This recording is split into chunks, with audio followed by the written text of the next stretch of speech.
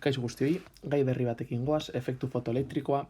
Izatez, askotan ditze zaio fisika kuantikoa, baina fisika kuantikoak dauzkan matematikoak hain dira zailak maila honetan ezin direla eskatu kalkuluak. Eta fisika kuantikoaren barruan agertzen den eksperimentu edo matematika errezak aurkezten duen egoera bakarra edo bakarrenetarikoa da efektu fotoelektrikoa. Efektu fotoelektrikoa Einsteinek aurkitu zuen eta aurrera pausu ikaragarri izan zen, izatez berari eman zioten Nobel saria aurkikuntza honengatik.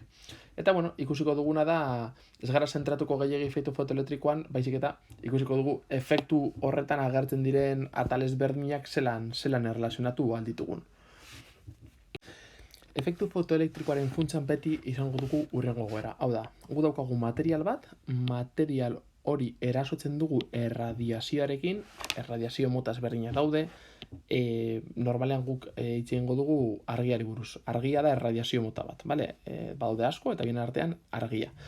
Eta argiarekin, edo zein erradiazioarekin erasotzen dugunean, izan daiteke material horretatik elektroiak askatzea, edo ez. Kasu honetan ikusten dugu zelan erasotzen badugu argi gorriarekin ez den ezer gertatzen. Eta aldiz, erasotzen badugu argi morearekin agertzen zaizkigu elektroiak, fotoelektroiak dituko ditugunak. Hau oso erraz ikusi daiteke, hau imaginatu dagoela zirkuito batean, elektroiak askatzen direnean, orduan intentsitatea hasiko da garraiatzen zirkuitoa, eta intentsitatea neurtuz jakin dezakegu zenbat elektroi ari garen askatzen. Zero badira, bombilla ez da piztuko.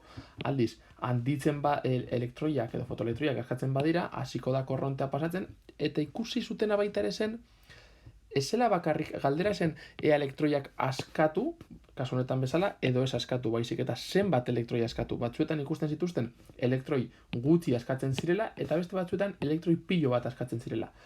Eta hori, Einsteinek ez zuen aurkitu efektua. Hau da, efektua aurretik ezagutzen zen. Einsteinek lortu zuena izan zen azaltzea. Eta nola azaldu zuen? Basan zuen, argi dagoena da ezberdintasun bat egon bar dela argi gorria eta argi moriaren artean. Argi morea kapasa da elektroiak askatzeko eta argi gorriak ez. Eta azaldu zuen energiaren bitartez. Berak esan zen, argi moreak izango du argi gorriak baino energia gehiago. Beraz, hasteko definitu behar dugu zelan erradiazio batek zenbateko energia daukan. Eta gero jarriko dugu zein den formula. Hasten da esaten, argi mota ezberdinak, energia mota ezberdinak izango dituztela. Eta orduan, egongo da minimo bat, eta minimo horredi jarriko diogu izena, izango dela omega pi 0. Bai? Egongo da minimo bat, material bakoitzak izango du bere minimoa, edo muga, eta orduan, honen energia, hau baino txikiago bada, kasu honetan bezala, hau da, argi gorriaren energia txikiago atari lana, hau da, honek materialak eskatzen duen energia minimo hori elektroiak eskatzeko, txikiagoa da efektua ez da gertatuko, hau da, elektroiak ez dira eskatuko. Aldiz, argi morearen kasuan gertatzen den bezala, bere energia atari lan horren baino handioagoa da, gertatuko dena da elektroiak askatuko direla. Beraz, kasu honetan efektu fotoelektrikoa ez da gertatzen, eta honetan bai.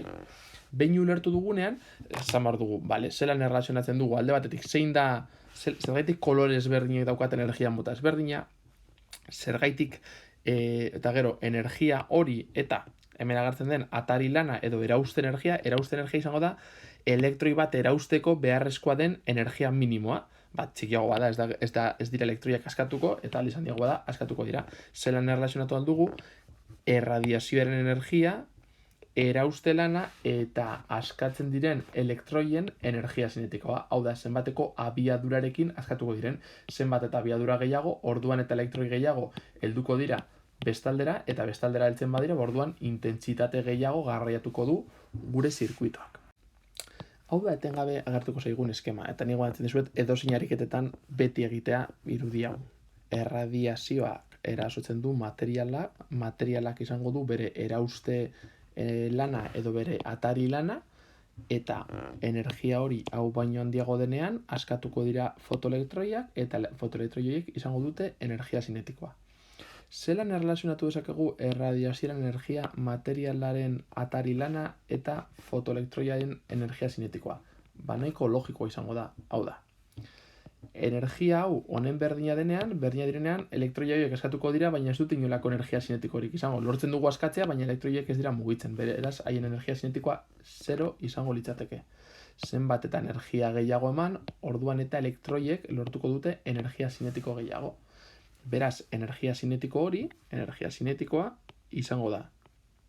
Erradiazioak ematen duion energia ken materialak beharrezkoa duen energia minimo hori elektroiak askatzeko. Hau baino handiago denean, hau positiboa izango da, eta hau bakarrik gertatzen da, hau baino handiago denean, bestela energia zinetikoa negatiboak agertuko liratezke eta hori ezinezkoa da. Beraz, eta hau mugitzen badugu, lortzen dugu, guk behin eta berriro erabiliko duguna.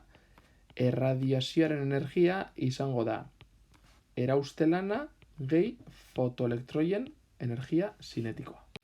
Hau da, erradiazioak garraiatzen duen energia alde batetik inbertituko da materialaren elektroiak askatzeko eta ondoren askatu diren elektroiak edo fotoelektroiei energia zinetikoa emateko. Eta hau da, honek adierazten duena energiaren kontserbazioa.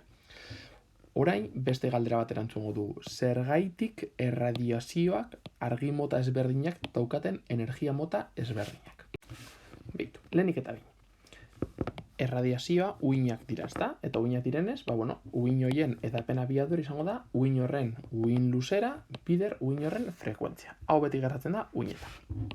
Utzean, eta ariketa gehienak utzean egingo ditugu, egongo da ariketaren bat, zeinetan hau ez den gertatuko. Kasu horretan, eman behar digute zein den errefrakzio indizea, jakiteko zein den ingurun horretan daukan abiadura gure uinak edo gure argiak. Baina utzean, ariketa guztiak edo gehienak horrelakoak izango dira, edapen abiadura da ze 3,8 metro zati segunduko. Erradiazioa fotoiez osatuta dago, eta hau da Einsteinek eman zuen aurrera pausua. Esaten du, erradiazioa egongo dela sortuta pakete txiki batzuetaz, eta pakete horiei fotoiak deituko die. Eta pakete bakoitzak izango duen energia izango da H barra, hau orain izan duguna horri buruz, bider F, eta F da uinak daukan frekuentzia. Hau da, zenbat eta frekuentzia handiagoa izan gure erradiazioak, orduan eta energia gehiago izango du fotoi bakoitzak, hau da, energia gehiago izango du gure erradiazioak. F, formula honetatik, fijatzen bazarete, F askatzen badugu izango dugu VP, V zatilanda, eta V utzean C denez, honetara heltzen gara. Hau da, fotoi baten energia izango da frekuentziaren proportzionala, baina uin luzeraren alderantzizko proportzionala. Hau da, zenbat eta uin luzera handiagoa, orduan eta energia txikiagoa. Eta horregaitik argi gorria esen kapasa elektroiak askatzeko eta argi moreak zergaitik argi gorriaren uin luzera handiagoa delako, beraz energia txikiagoa izango du. Horregatik kolore ezberdinak nola daukan uin luzera ezberdina, baita ere izango du frekuentzia ezberdina eta hortaz izango du energia ezberdina. Eta energia bakoitza izango da kapasa fotoelektroiak askatzeko edo ez. Horregatik, eta hau da Einsteinek eman zuen azalpena hau guztia azaltzeko. Zer da hemen agertzen den H barra? Konstante bat. Eta deitzen da Plancken konstantea. Planckek aurkitu zuelako. Eta da 6,62 bideramar ber minus 34 joule bider segundo. Planck izan zen fizikari oso ospetsua, izatez kuantikaren sortzailetzat hartzen zaio, bera izan zelako lehenango aldiz esan zuena energia kuantizatuta zegoela, eta hori esaltzeko H barra balio hau agertu zen. Eta Einsteinek hartu zuen balio hori eta erabili zuen efektu fotoelektrikoa azaltzeko. Beraz, erradiazioa bakoitzak izango du uin luzera bat. Uin luzera ezberdinak izango dituenez, izango du frekuentzia ezberdina. Eta frekuentzia ezberdina izango duenez, izango du energia ezberdina. Ondoren ikusi beharko dugu energia hori atari lana edo erauste lana bezain handia edo handiagoa izango den. Txikiago bada, ez da ezer gertatuko. Handiagoa bada, fotoelektroiak askatuko dira. Eta fotoelektroi horiek izango duten energia zinetikoa kalkulatzeko, hauek izango ditugu. Bukatzeko esatea, elektronvolta izango dela energia neurtzeko, eta da 1,6 bideramar ber minus 19 joule. Eta Armstrong, edo A borobiltzonekin, izango direla 10 ber minus 10 metro. Askotan agertuko zizkigu ariketetan, beraz, bihurtze faktoreak erabiliko ditu.